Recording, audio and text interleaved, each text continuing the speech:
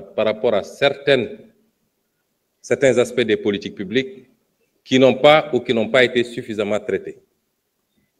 Et je leur en sais gré parce que ça nous permet d'apporter quelques précisions.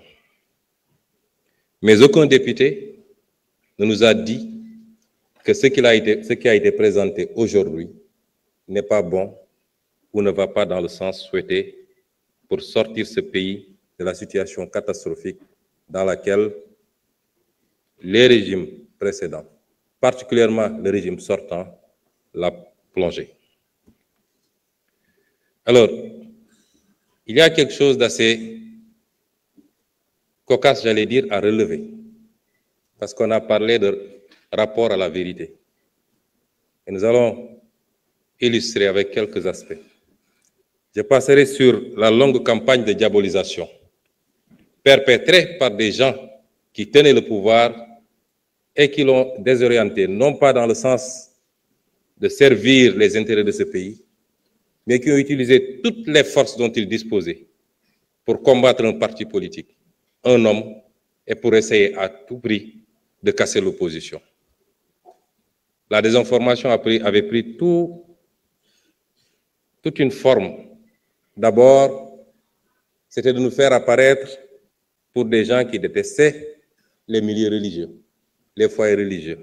Combien de politiques, certains ici présents, n'ont passionné un certain nombre de responsables religieux pour leur raconter des histoires, que nous allions interdire les événements religieux, que nous allions combattre les tarikhas. Aujourd'hui, ces mêmes personnes sont dans leurs petits souliers, parce que le monde entier s'est rendu compte que c'était un tissu de contre-vérité. La désinformation a pris ensuite toutes sortes de tournures. Nous serions apparentés à des mouvements irrédentistes. Nous serions financés par des multinationales. Nous serions dans un programme de déstabilisation du Sénégal. Nous aurions des relations avec des organisations terroristes, islamistes et j'en passe. On a tous vécu cela ici. S'il faut parler de rapport avec la vérité, je pense que nous savons où chercher. Ensuite, depuis que nous sommes arrivés au pouvoir, le débat, ça a été de dire qu'ils n'ont pas de programme, qu'ils n'ont pas de vision. Où sont ceux qui disaient ça aujourd'hui? Ils sont incapables de démontrer ici et sur les plateaux de télévision qu'il n'y a pas de programme, qu'il n'y a pas de vision. Et le pire, c'est que ceux qui s'agitent le plus n'ont pas le niveau minimum pour parler de ces questions.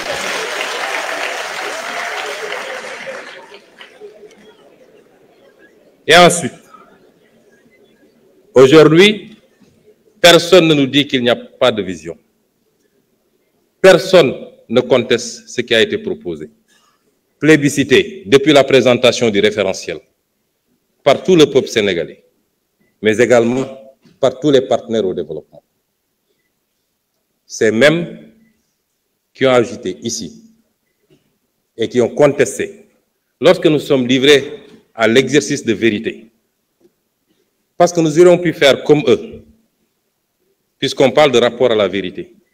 Qu'est-ce qu'il y a de plus malsain en termes de rapport à la vérité que de mentir à tout son peuple, de mentir aux partenaires internationaux, en leur cachant les véritables chiffres pour pouvoir continuer à endetter le Sénégal et ce qui nous met aujourd'hui dans la situation fâcheuse dans laquelle on se trouve.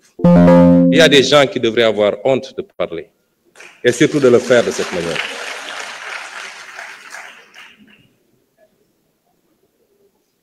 Personne aujourd'hui, à part un seul intervenant, et l'histoire, vous savez, je crois que chacun d'entre nous doit éviter de se faire prendre la main dans le sac en plein jour.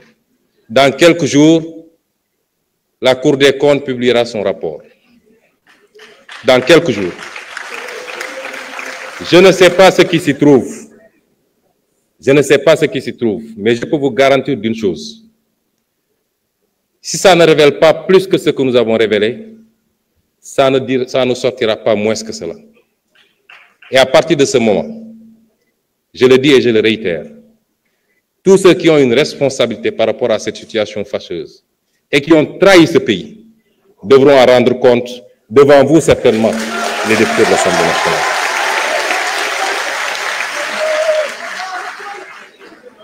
Je voudrais que certains comprennent qu'une certaine forme de politique est révolue dans ce pays. La politique, désormais, c'est de parler en connaissance de cause, de parler de ce qu'on connaît, de donner des faits et des chiffres précis. Ici, sur cette tribune de l'Assemblée nationale, il y a 5 ans de cela, lors d'une déclaration de politique générale, si ma mémoire est bonne, ou alors lors du passage du ministre des Finances, j'avais fait et chiffres à l'appui, démontré la situation catastrophique dans laquelle on était en train de plonger le pays. Et j'avais terminé par annoncer que le Sénégal allait souffrir. L'histoire ne m'a-t-elle pas donné raison? Ici, sur cette tribune de l'Assemblée nationale. C'est vous dire que ce qui s'est passé le 24 mars n'était pas la fin d'une histoire. Ce n'en est que le début. Et tout homme politique qui ne pourra pas suivre ce rythme est voué aux gémonies et doit mettre un trait sur sa carrière politique. Le pays va changer et il va changer au forceps.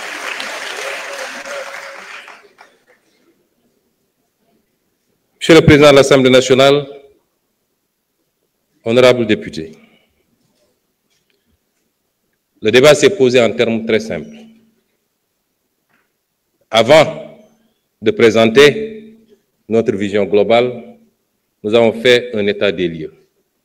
Chaque fait et chaque chiffre qu'on a annoncé dans cet état des lieux est avéré. Chaque fait et chaque chiffre. Nous avons présenté la situation catastrophique du pays. On nous a vanté les mérites d'un bilan. Le vrai bilan, il est là. Il n'y a rien de plus facile que de maquiller des chiffres, d'aller emprunter de manière désordonnée.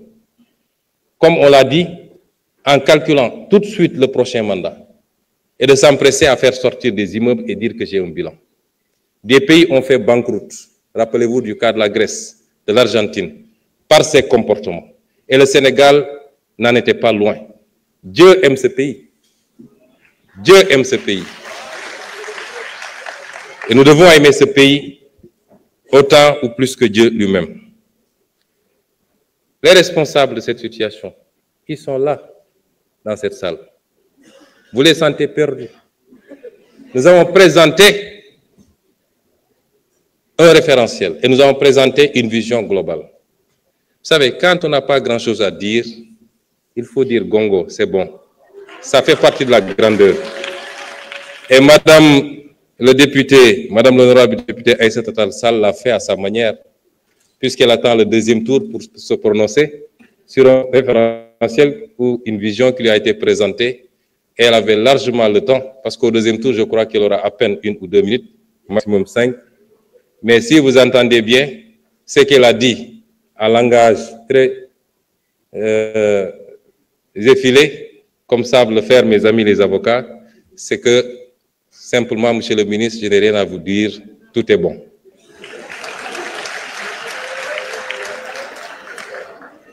Madame le ministre, Madame le député, cher honorable député, j'espère que le lapsus que vous avez fait n'était pas très révélateur, parce que vous avez parlé que je n'ai pas voulu le terme juridique qui a été utilisé, que je n'ai pas voulu déférer ou quelque chose comme ça, comparaître devant l'Assemblée nationale. J'espère que vous ne rêvez pas encore de me juger. Mais je n'ai jamais eu de problème à répondre à l'Assemblée nationale. Je n'ai peur d'aucun député. J'ai été député ici à l'Assemblée nationale, où vous étiez 127 et j'étais seul. Et le peuple sénégalais peut témoigner que ces 5 années de députation, n'ont pas été en faveur de vos 127. Comment pourrais-je avoir peur de me présenter devant vous? Ce qui s'est passé, c'est qu'on a eu une assemblée qui a une attitude, une majorité qui a une attitude particulièrement irresponsable.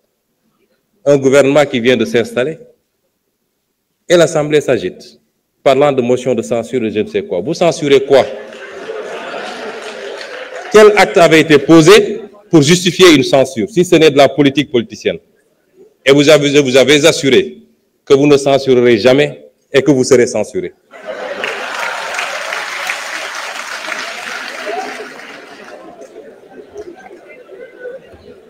La politique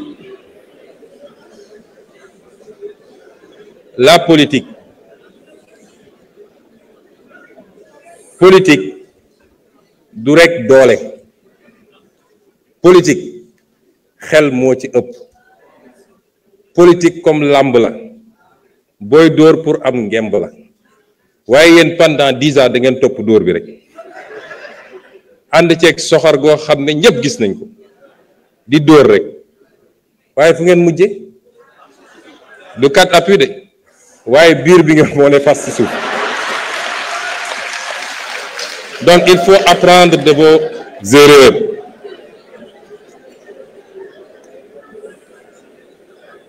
Il faut apprendre de vos erreurs et revenir à la raison.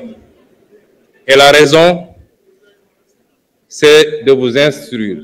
J'ai été ici, certainement un député virulent, mais j'ai été toujours dans les faits et dans les chiffres, sur les hydrocarbures, sur la fiscalité, sur les politiques agricoles.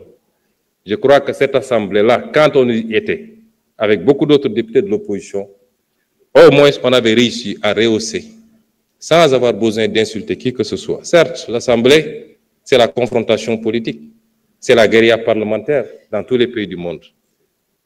Mais nous n'avons jamais dépassé les limites, en tout cas en termes langagiers, et à chacune de nos interventions, qui tournent encore sur les réseaux sociaux, nous avons parlé des vrais problèmes de ce pays. Ceci dit, ça a été posé, et bien posé, par l'honorable Cheikh Tidiane Youm. Nous avons présenté un programme, une vision ambitieuse.